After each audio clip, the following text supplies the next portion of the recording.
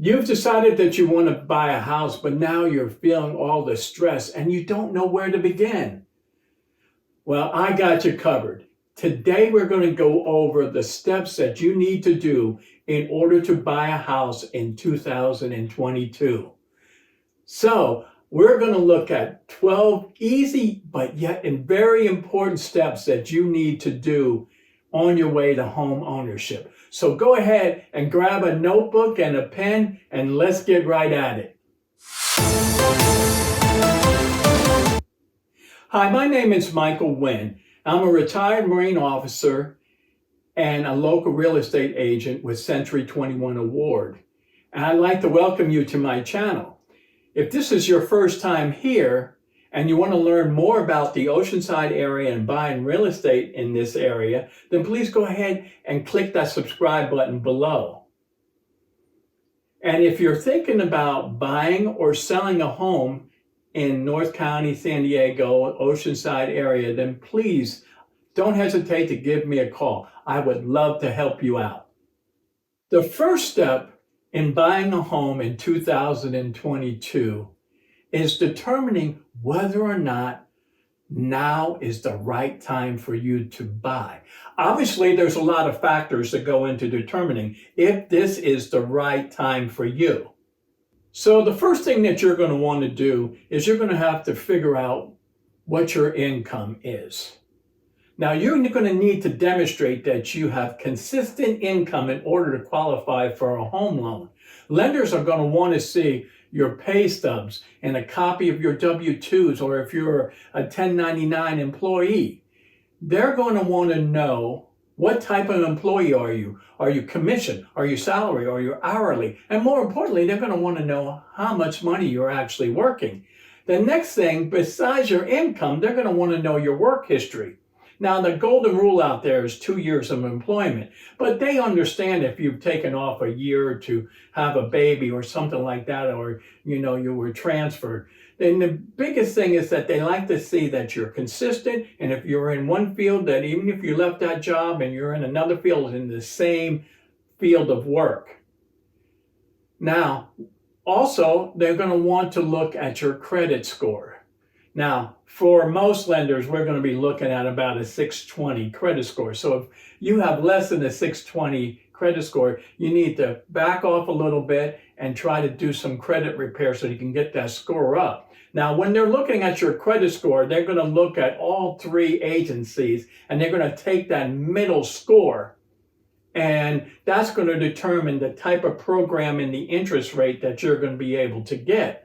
Now, one of the things I tell all of my buyers all the time is that you should shop lenders, because every lender has different programs and different terms.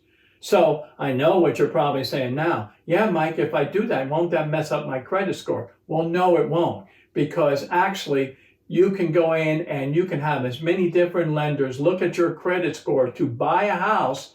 Long as it's within 45 days, it's only going to be one hard pull against your credit score.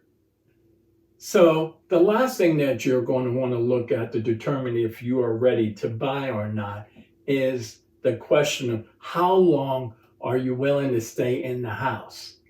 Now, it's obvious if you take out a 15 or 30-year loan that you don't have to stay in the house and that you can sell your house at any time. But the longer that you're in the house, the more equity that you're going to build and more equity that you're going to get when you sell. So if you're thinking that you're only going to be in the house for a year, it might not make financial sense to go ahead and purchase a home. So finally, you need to ask yourself these 4 things. Do I have consistent income to buy a home? Have I worked regularly over the last 2 years? Do I have a credit score of 620 or higher? And how long am I willing to stay in a home? So the second step into buying a home in 2022 is calculating how much home you can afford. Now, this is a step you can do yourself. You're going to need to determine your debt to income ratio. And how are you going to do this? Basically, you're going to be looking at all of the income you have coming in versus your income or the money, the expenses going out. Now, most lenders are going to want you to have less than 50% debt to income ratio. So they're going to be looking at, again, the money coming in versus things like car payments, credit card payments, and your mortgage together. And they're going to make sure that those things are less than 50% of your overall income. Step 3 is to save for your down payment and your closing costs. Now, one of your biggest upfront expenditures is going to be your down payment.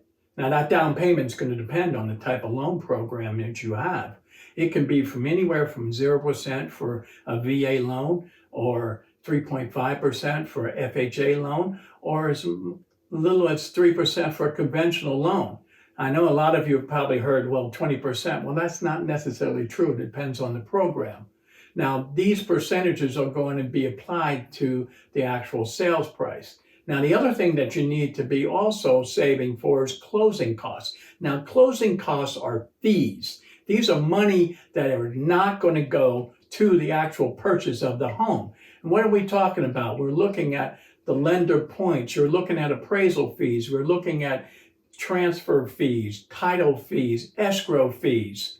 These all add up to anywhere from about 1.3% to 4% of the purchase price. So you're going to want to make sure that you look at how much that you can qualify for, then realizing that if you're going for a $500,000 home, that do I have the money for the down payment? Do I have the money for closing costs? Do I have that percentage saved before moving forward? So let's recap. First thing we did was we looked at determining if now is a good time for you to buy a home. Are you ready to do this? The second thing is we've taken a look at your debt to income ratio, and we calculated how much home that you can afford. And finally, the last thing that we've done is we figured out how much money you need to save for your down payment and your closing costs in order to close on a home.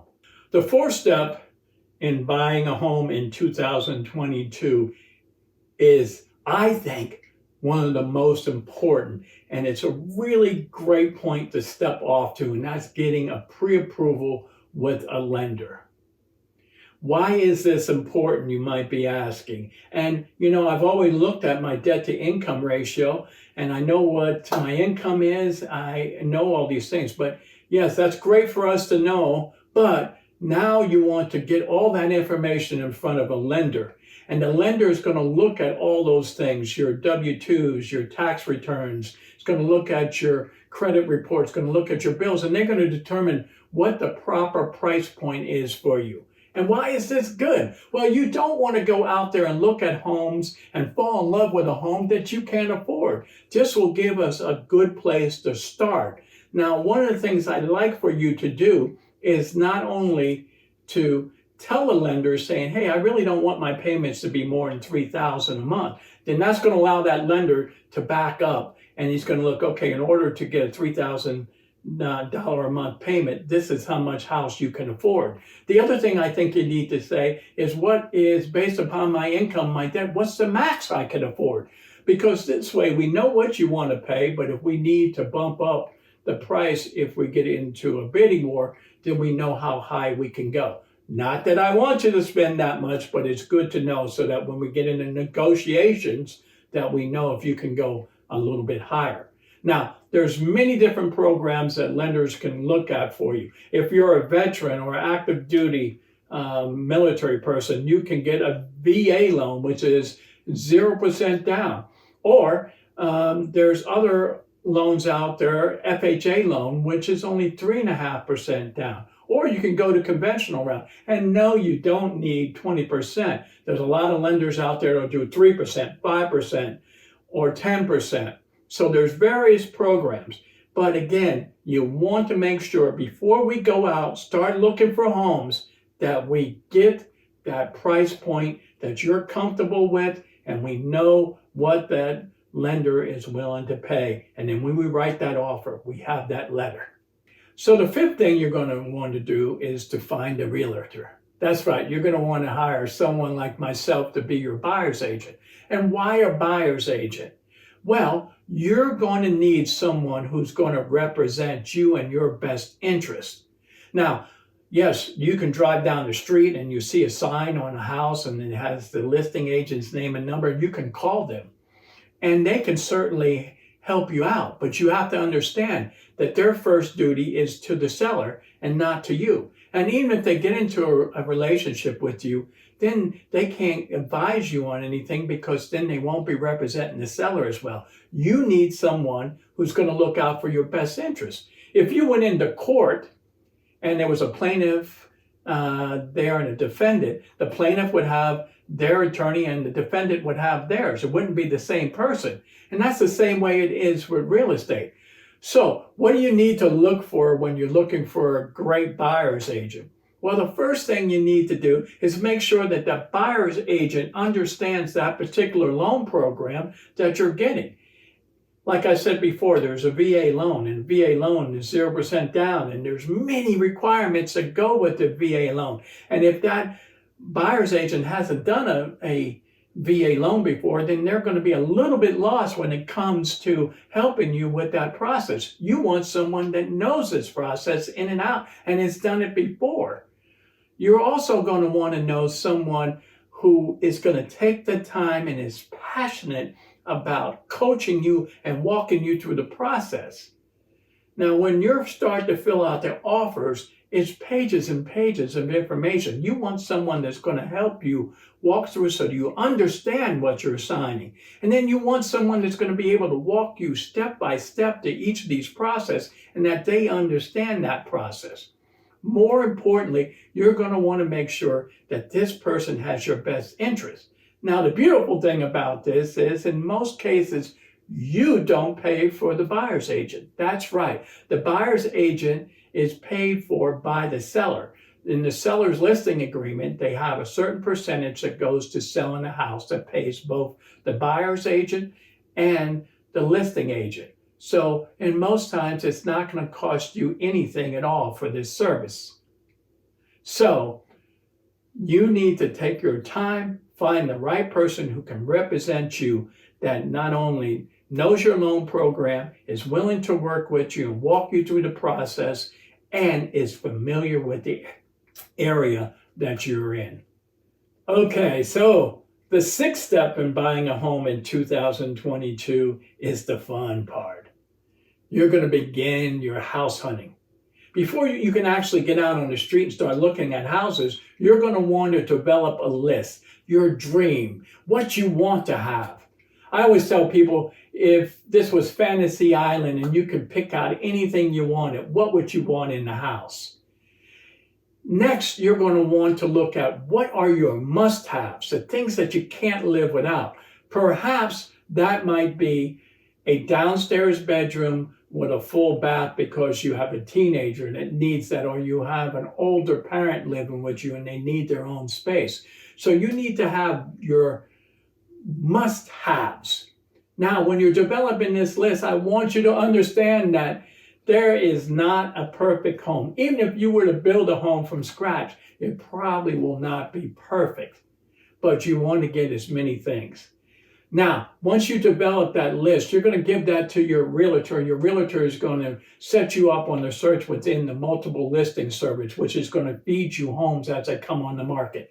Now, I know that you're out there and you're looking at Redfin, you're looking at Zillow, you're looking at all these other apps, but the multiple listing service is going to provide you with the most up-to-date information. It's going to let you know when something hits the market, when there's a price adjustment or something goes pending or it's sold. So your agent is going to set you up with this list. Now, what I highly encourage people to do is when you're getting this list, jump in your car, drive out there, drive the neighborhood. Now, remember, buying a home is not a selection process, it's an elimination process. You're going to go into certain neighborhoods and you're going to say, no, I don't like that neighborhood. Or you're going to be in certain streets. Yeah, I like this street or better. So you're going to be narrowing it down. So it's a process of elimination. So it's good for you to get out there and take a look on your own and drive by these homes. Then you can go back to your realtor and you can say, hey, I drove by the house at 123 Primrose Lane and I love it. I need to set up an appointment so we can go see it. Now, again, I just want to emphasize to you again, there is no perfect house. Every house has something that you might not like.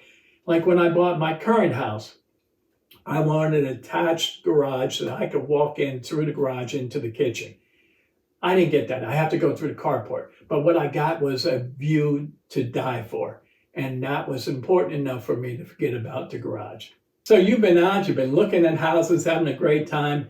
And now we get to move into the next step, which is to make an offer. Now, how do you know if you're ready to make an offer? Well, for me, I'm an emotional buyer and I believe the house will speak to me. The house will let me know. I can look at it and I can say, yes, I can see me and my lifestyle in this particular house. But what I would tell you is, would you be sad if somebody else got the house before you? And if that's the case, make the offer. So you submit a written offer, never an oral offer. It's always written, especially in the state of California. So once you submit an offer, what type of responses can you get from the seller? Well, there's only a couple of things the seller can do. One, he can say, oh my God, this is the greatest offer I have ever seen, and accept your offer the way it is. Or more likely, he's going to look at your offer and he's going to see some things that he likes and some things that he doesn't like. And they will provide a counter offer to you. For example, they can say the refrigerator does not convey with the house and we like to raise the purchase price up $5,000. Well, just because the seller gives you a counter doesn't mean you have to accept it, because you can counter the seller. And the last thing he can do is he can reject your offer. And he doesn't have to give any reason for it. He can just flat say, no, this is not what I'm interested. Some sellers will allow the agent to say, if the offer price is not high enough, I don't even want to see it. So don't be worried, because even if they reject your offer, you can always resubmit another offer that they will look at. Now, one of the things I want you to remember, don't fall heads over heels in love with a property. Don't get an emotional attachment, at least not yet. I'll let you know when it's time for you to feel really good and let your hair down and know that you got this house. So congratulations, the seller accepted your offer. What now? Well, we're going to open up escrow. And escrow is not one of the formal steps that I'm going to go over, but in the state of California and a few other states, we're actually an escrow state.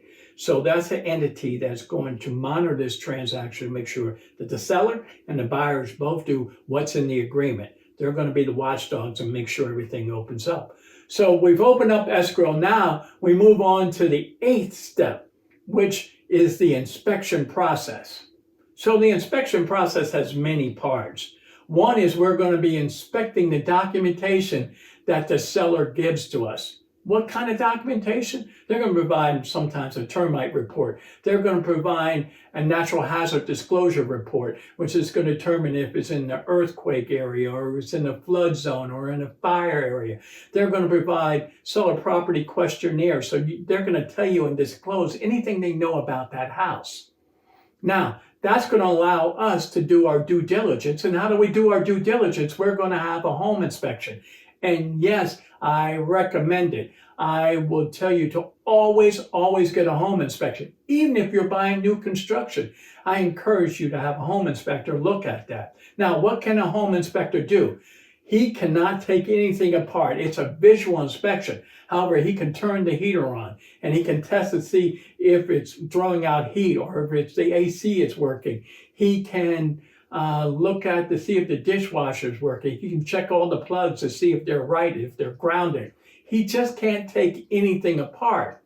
Now, can you do more than a general home inspection? Yes, you can. You can have whatever you want inspected. You can have the roof inspected. You can have the plumbing inspected. You can have the electrical. You can have the HVAC inspected. I always say you should start with a home inspection, and then he will tell you if he recommends that an expert come in. He might say, hey, notice some damage in the roof. I'd like for you should have a roofer come in and take a look at the roof. So just remember, you can have whatever inspection you want, but remember it's going to be cost out of your pocket. Now, how much does a home inspection normally cost? I would say it's going to run you anywhere from about $350 up to about $650, depending on the inspector and what they're going to do for you. Now, on top of a home inspection, I always recommend to my sellers, it's even with new construction, if they have the sewer line scoped. And what do I mean by that? There's a line running from your house out to your sewer, and sometimes you get roots in there. Sometimes the pipes are old, especially if it's cast iron. And sometimes they come apart, and you want to make sure you have a clear running all the way out to that sewer line. Now, why is this important? Because sewer lines are not covered by your home warranty or your home insurance. So you want to make sure that you don't have this big expense. So I encourage you to inspect. This way you know what you're getting. So we've done all our inspections, so what next? Well, the 9th step in buying a house in 2022 is negotiating repairs. Now, before I go any further, I want to make sure that you understand that in the state of California, our contracts say every home is sold as is. However, you as a home buyer have the right to ask for repairs. So we're going to get that home inspection report. We're going to go line by line, and we're going to look at everything. And much like when you're looking for the house, you're going to have some things that you want to have fixed and things you must have fixed. And we're going to put together a list. And that's going to go into something called a request for repairs, which we will submit to the seller. Now, the seller is going to get this request, and they're going to have a few days before they have to respond to us. Now, how can they respond? We can do this in several different ways. One, they can say, oh my God, I love you, and I just want you to be happy. I'm going to fix everything on your list. Two, they can say, you know what? You saw this house. I'm not doing anything to it. I'm not going to fix anything. You're getting it as is. Or they could say, you know what? I don't have the time, or I want to put the effort in managing to get all these things fixed. So I'm going to give you a credit in lieu of repairs. So what can you do with that money? Well, you can apply it to your closing costs or your down payment. But what you can't do with it is get a bunch of cash at the end, which you can then make those repairs. So we're going to submit a request for repairs. We're going to get a response. Now, what happens if it's a negative response and you don't like it? Well, you still have the ability to walk out of the deal. If you're not happy, you can always cancel the contract.